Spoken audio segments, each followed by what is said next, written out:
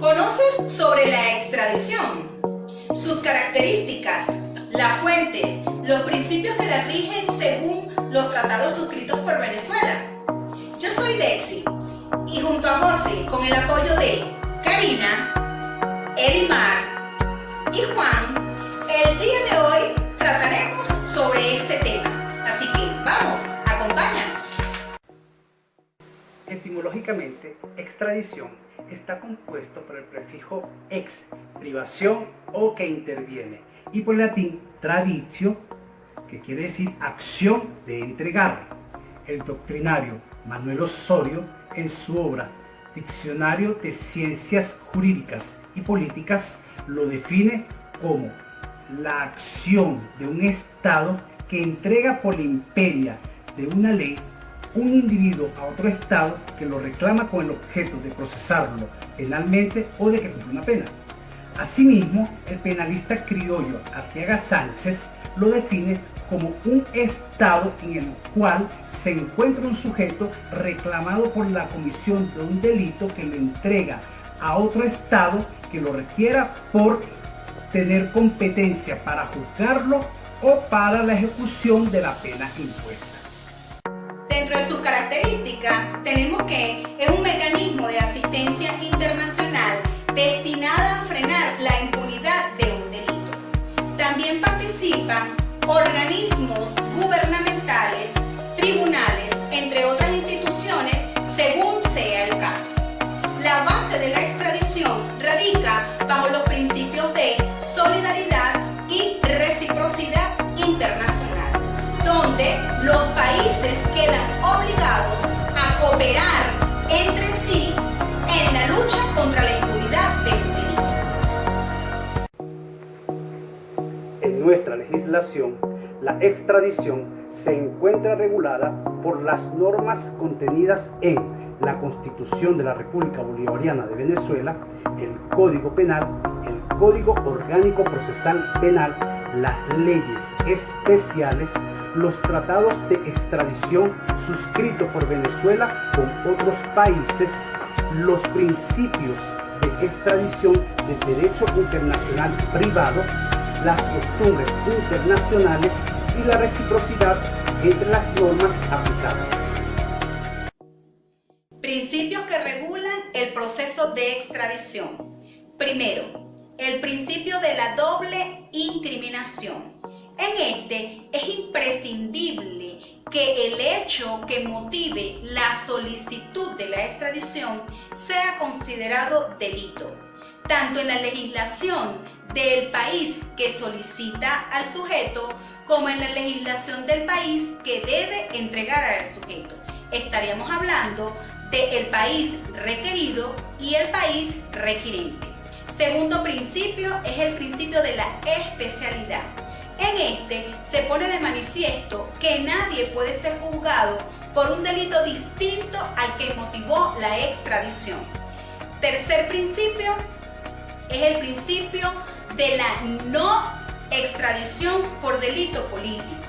En este no podrá concederse la extradición del sujeto o la entrega del sujeto por delitos políticos o por infracciones conexas a estos delitos. Así está consagrado en el Código Penal, artículo 6, en su segundo aparte.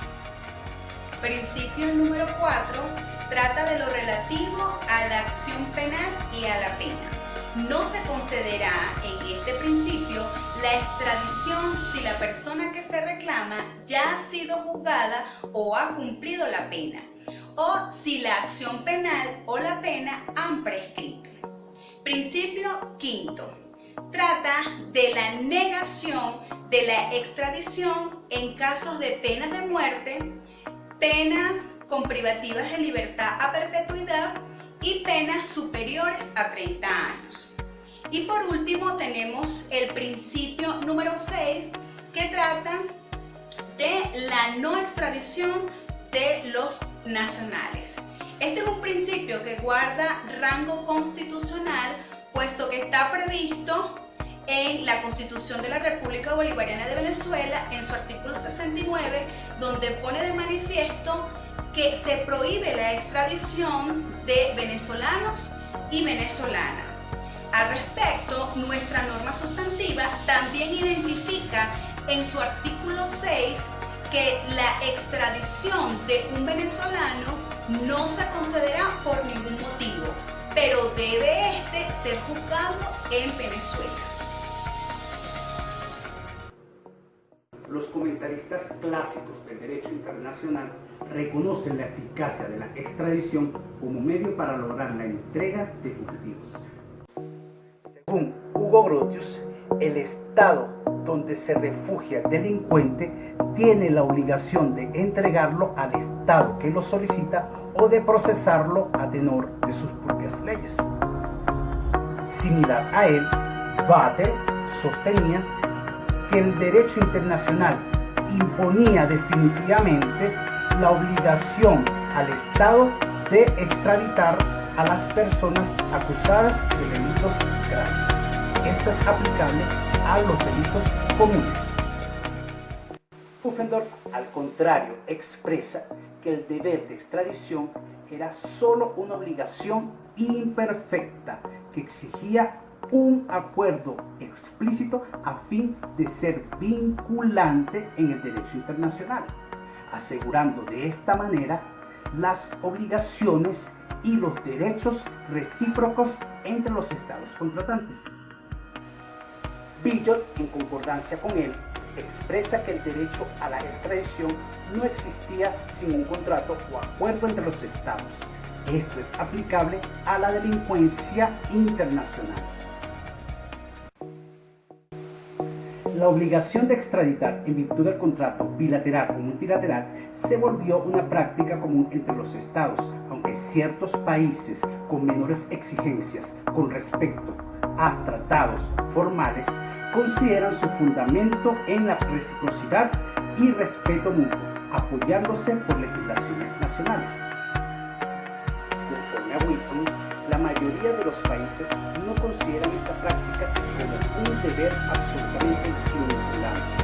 Los estados que desean la devolución de fugitivos deben lograrlo mediante tratados, la mayoría de los cuales son bilaterales.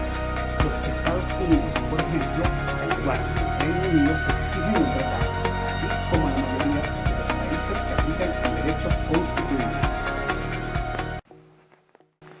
En 1953, la Suprema Corte de Venezuela, fundándose en el criterio tradicional de sus tribunales, entregó un ciudadano norteamericano a Panamá, a pesar de que estos países no habían celebrado un tratado de extradición.